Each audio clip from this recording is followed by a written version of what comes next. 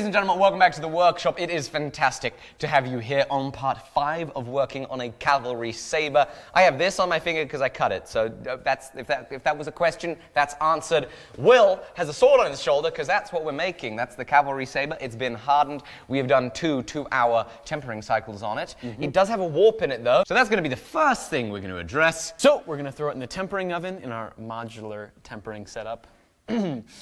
And we're going to heat up this area, and at that point we'll be able to bend it in the 3-point bending jig, which will allow us to keep it straight there and focus the bend where we want it. Before we jump into the video, I want to thank today's sponsor, which is Trade Coffee. It is a fantastic deliver-to-your-door roast as you order coffee service that partners with 50 of the best roasters in the country to get you some great coffee. I love waking up in the morning, grabbing my French press, grabbing my kettle, making myself up a really good cup of coffee. Thanks to Trade, that's easy. I love the taste of a good coffee. I love the focus that it gives me first thing in the morning. First 100 of you that click my link in the description are going to get 50% off your first order with Trade when you use code STEEL at checkout. Let's jump back into the video. So we're going to throw the point in this oven here, far enough to be able to get that warp out. There you go. I'm going to throw it at 425, let it soak for like 45 minutes probably. Get it nice and soft, and then we'll go ahead and bend the bend out of it. It's pretty dang good. It's still there, like the tiniest bit, but we're cutting off 2 inches from the tip anyway, so we're well within our Tolerance. Yeah, I think so. That looks amazing. Yeah, it looks way better. So now the plan is to take this to a very coarse belt on the flat platen over there and just flatten the heck out of it. Outstanding.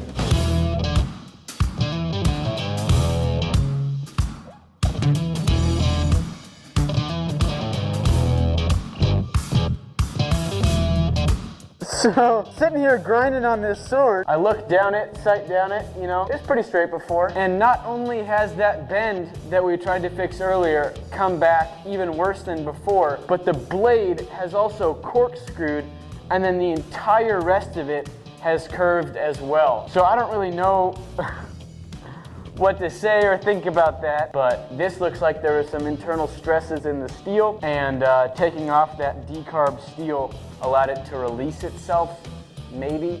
So it might be that I just have to get down to the decarb, or to the hardened steel, and then go through and temper straighten it.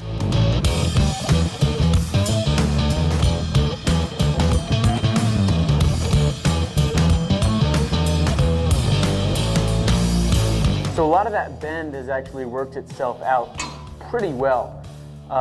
There's still that place that was bent at the very end, and that warp has stayed there. But the corkscrew fixed itself, and it had a really bad bend off to one side, and that's fixed itself as well. So really we just need to keep on straightening and getting all of that decarb off before we go back to straighten it out in the temper oven.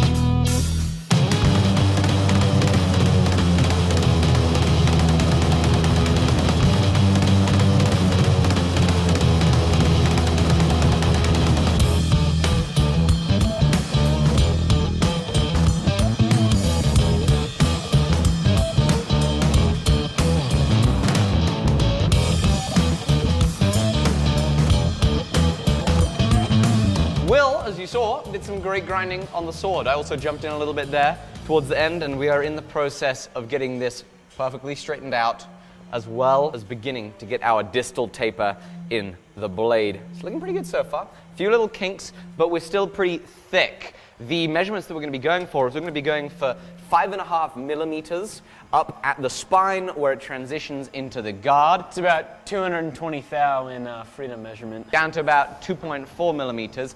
Near the tip, which is about how many freedom measurements? 90 thou. 90 thou at the tip. Will, we're having too many accidents today. Yeah, I almost hit you with the sword and then with the flamethrower. Yep, this is not good. Oh my, okay. Before we get into doing the final distal tapering, we're going to go ahead and tweak the tang a little bit farther back because we sketched out what we needed and it needs to be farther back. Just so you know, this right now is bent that way. We're going to bend it a little more that way. It is also a little bent this way and that way, so we're going to straighten it there too. And I am just going to step away because Will seems determined to kill me today.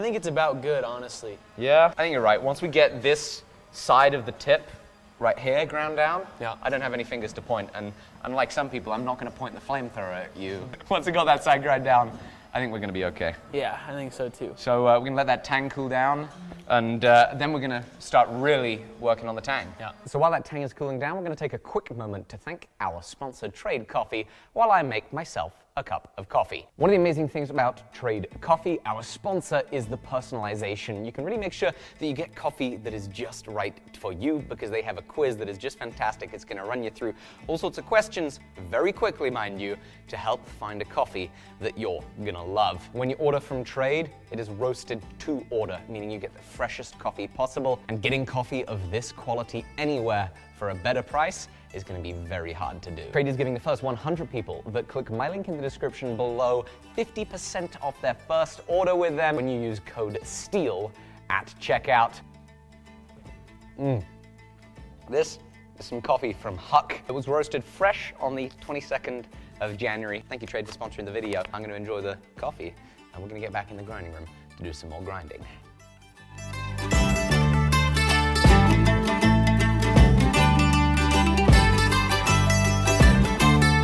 So one of the things that Will has been working on intermittently is some wax carving. Now, why wax carving? It's because the hilt on this, the guard, it's going to need us to do some brass or bronze casting. It's going to need us to really push the limits of what any of us have ever done, because I don't think Will's done any casting. I've done a tiny bit of casting. The success of that tiny bit of casting has been frankly zero. We've got a lot of learning to do. Will has been embarking on that learning by doing some wax carving so that we can produce an example piece of wax that's going to simulate just a little bit of what we're going to experience with our brass or bronze guard.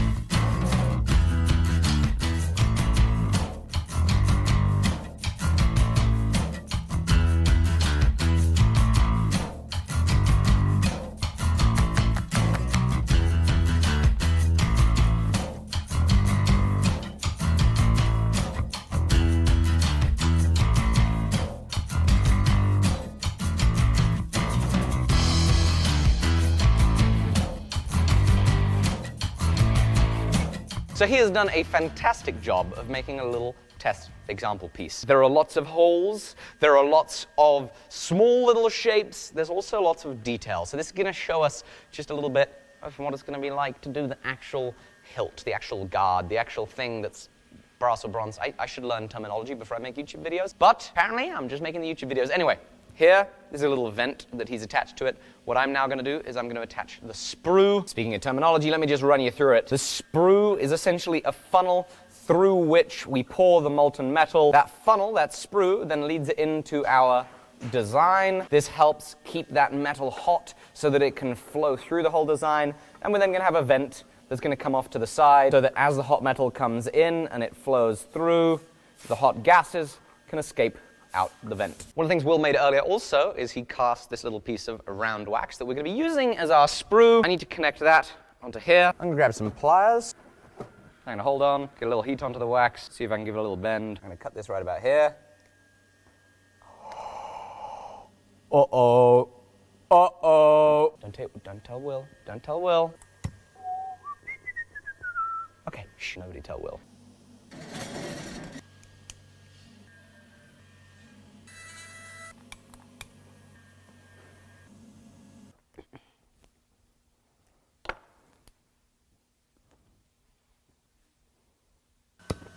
There we go, look at that. Seriously there, guys, don't tell Will.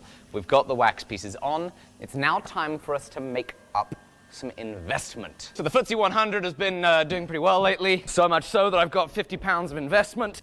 Okay. So the plan is we take this powder, we mix it with water, and it is going to make a mix that we can use to pour around Will's wax carving. It's going to cure. And then our investment is going to be hard. We're going to be able to burn out the wax and then pour in the brass or bronze. So I'm looking up how to mix investment, and it looks like you need a vacuum to do this casting. You need to pull a vacuum. So I don't have one of those.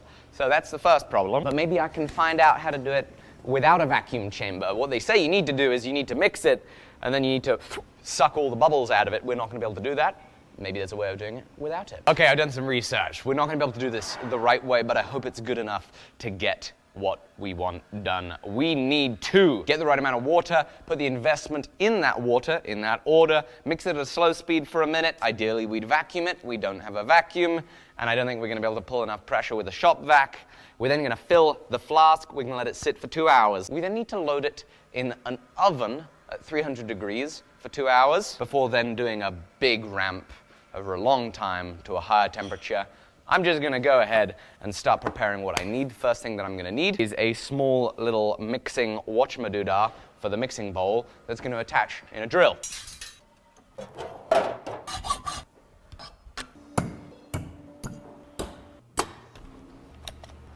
I've also just cut myself a piece of steel.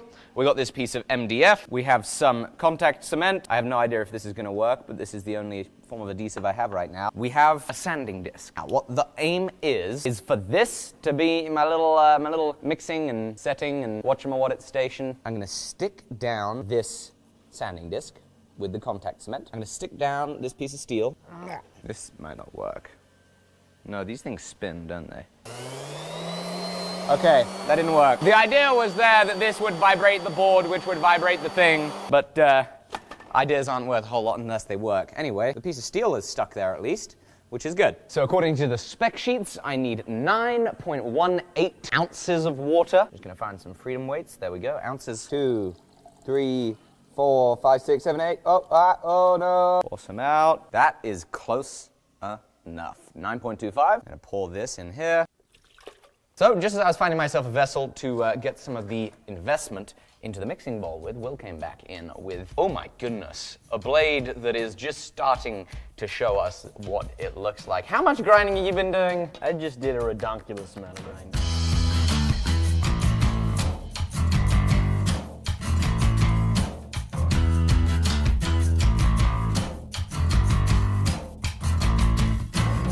After all of that, you have one gorgeous distal taper. Are the measurements all pretty much where they need to be on the thickness? Within a couple thou, yeah. So that means it's within a few hundredths of a millimeter. So we've thrown around the term distal taper quite a bit, and what that means is that there is a straight taper running from one point at where the guard is going to meet the blade all the way to the tip, and so it's a straight taper all the way that way. But it's just looking fantastic. Are you on 36 or 60 grit right now? 80. 80 grit. 80 so grit. you moved up the grits as you went. Mm-hmm. And so what is the next step? I think the next step is doing the layout lines, and then we're going to grind in the bevel, and then we're going to grind in the fuller. When are we going to do the profiling? Probably at some point. That seems like it'd be a good idea. You reckon? Maybe now. That might be a good idea. Wow. Isn't it amazing how a hint can be dropped so subtly? The profile, in case you want a little explanation right there, is the profile view of the piece. So when we talk about profiling, we're talking about how we shape that two-dimensional straight down look on the blade. So he's going to get onto profiling it from the drawing. So what are you doing here, though? What am I doing here? Well, I am working on our investment. I've got some investment right here. I've got some water in the bucket, and I've got some measurements. I just got to take some investment. I need to scoop out 1.53 pounds of investment. That's a lot of investment. There we go. I'm going to load the investment into the water. We're going to slowly mix for 30 seconds. Sadly, I have no way to pull a vacuum, but I can vibrate it. I think that'll work well. Even better. I'm going to take this. Hope I don't drop it again, Will. I mean, I've not dropped it yet. What? Wait. We need to fill it up from the side so that the level rises up and around it. So ideally you pull a vacuum on this stuff. I wasn't able to because we don't have a vacuum thing. Look at that bubble! I think what we're going to do is we're going to call that good enough for not having the vacuum chamber and the right tools. All right, now we need to season it, right? Yes. So you're going to run home, grab some salt and pepper? Maybe some paprika. You know we're going to put it in 300 degrees freedom height for 2 hours. Hey, did you ever get your investments? Should I go get them? Yeah, so got some really great investments this morning. They're really nice. Very, very flavorful. Huh. It's always... Well, Will, Always good to have some good investments. Thank you. Always keep them in this vest here. So the investment needs 2 hours. While that's happening, we're going to be getting that transfer onto the sword for the profile, and then begin the process of profiling the sword.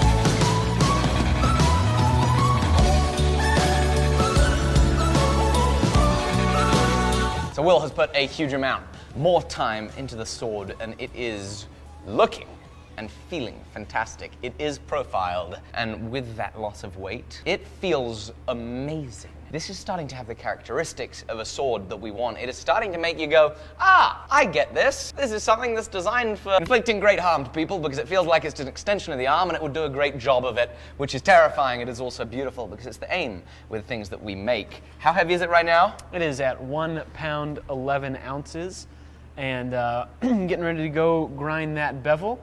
We had a revelation right before I was about to head in, and that is the original plan was I was going to grind the bevel almost all the way to the spine, and then I was looking at it, and I had drawn in the fuller on here as well, which is stupid because I'm going to grind it off anyway, or I was going to. And then I realized, you know what, that line that I drew in there looks an awful lot like the top of a plunge line. And so I ran over, I grabbed the binder that we have of all the historical examples, and on every single one, except for maybe one, I think. It's just a very short, obtuse bevel as opposed to a long bevel that we would have imagined it was. Yes. So makes it a lot easier to grind in that fuller nice and evenly, and makes grinding the bevel quite a bit easier as well. So what we're probably going to do with grinding this bevel is switch out a little bit. We're also going to be switching in and out on the fuller, which is, that's going to be a challenge, you know. He's going to do a better job at grinding a bevel than I am. And I, you know, I mean, I've ground more fullers, not that I feel particularly confident in doing this curved fuller, but we're going to have to switch it out. We're going to have to play our strengths to hopefully end up with the best bevel and the best fuller for the best sword possible with both our skills. So we're going to suit up, hit the grinding room, start on some 60 grit, and grind this bevel in.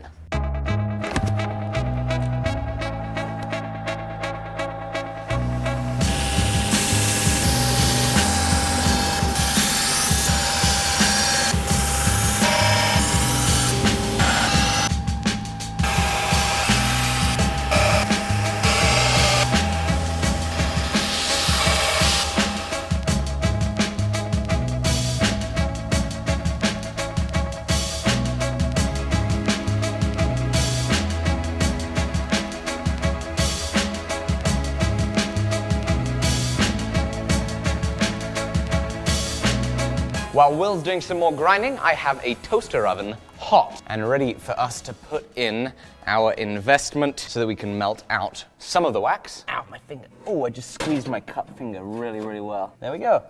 Let it sit there for a couple more hours. What's happening in that oven is the wax is all melting out and starting to drip into the little tray there. And we were contemplating starting on the fuller right now. Oh, it's starting to get late in the day. Too much grinding for one day. You know, the fuller, this is going to be the most precarious part of the grinding process because we just have a slight wrong angle, mess the whole thing up, kaput, problem, we mess it all up, and this thing is beautiful. So, you know, if we put a 60 grit gouge in the face of it, not going to be good. It's going to be difficult to come back from. It's going to involve thinning down the whole thing again, so we don't want to have that mistake. What we do want to do is we want to wait until the morning when we have fresh coffee made from this Huck coffee, from Trade Coffee. And so, of course, Thank you, Trade, for sponsoring this episode. Because the first 100 of you that click my link in the description below are going to be getting 50% off their first coffee order with Trade. I highly recommend this. It's delicious. What's fun about this coffee, huckleberry roasters. Huckleberries is like Montana's touristy thing. Of course, it's like the famous Montana fruit. Yeah, so if you come to Montana, everything's going to be huckleberry flavored all the time. At least Western Montana. Do they have huckleberries in Colorado? Is that why these people are called huckleberry roasters? I don't know. Because Denver, Colorado. Maybe. Maybe they have mountains. Maybe they have huckleberries. Either way, They're pretty close by. there's a little bit of a link. So go grab yourself some huck from Trade Coffee. That wax, can you hear it already? I can. It's just dripping out onto that tray, which means that tomorrow you are gonna see us grind a fuller, maybe destroy this blade, and maybe successfully cast. No, we're gonna definitely cast that thing with the investment. It may be successful. So stay tuned for that. Subscribe if you're new. It's been a pleasure as always. Don't forget to go check out Trade below. Thank you. Bye-bye.